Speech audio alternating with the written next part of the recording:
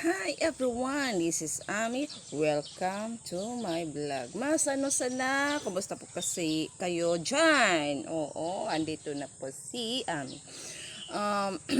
Sa mga supporters ko dyan, salamat sa inyong mga supporters at saka mga followers at saka yung mga viewers ko. Salamat po sa inyo.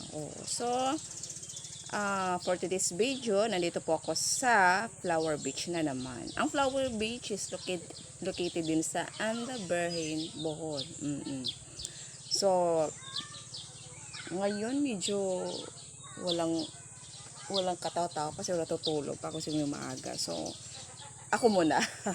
So, nito po ako guys sa harap ng beach na muni-muni.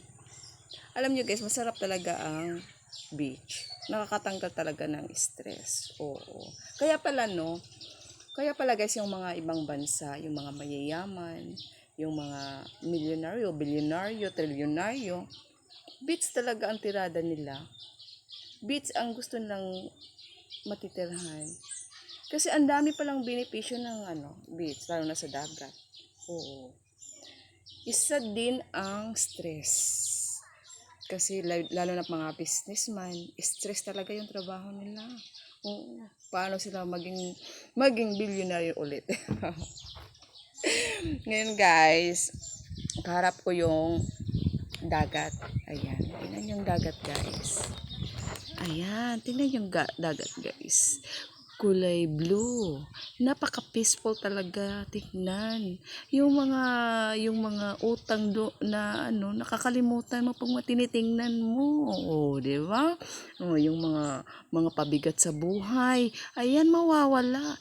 Ibig sabihin natatanggal talaga ang stress pag makikita mo talaga tong view na to.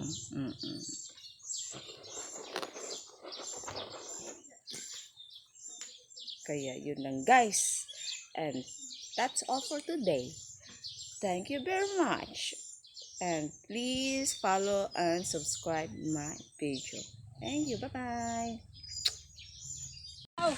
Hoy, di apa isa. Hoy, mga sana-sano. Isda dako kayo. Hala. Sama na isda. Isda na sa baon. Pangalan ani? Mahal. Grabe, fresh na fresh talagang isda.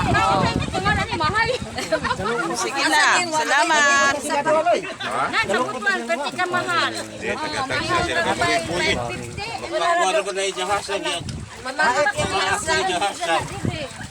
Pila ang kilo na ingana, kuya? 400. Ha? 400? Oo na. Dalaga sa buhod na. Dalagang fresh. No ice. Oh, dito lang matatagpuan ang isdang fresh na fresh galing pa sa dagat. Buhay pa. Kaya nga na ni? Kana may kilo. Pila kilo ng pula pa din sito kan. Wano wan. Hindi, yeme. Ako pinday. Balik di mo. Nakalimutan yung plastic. Grabe sigurado naman na do.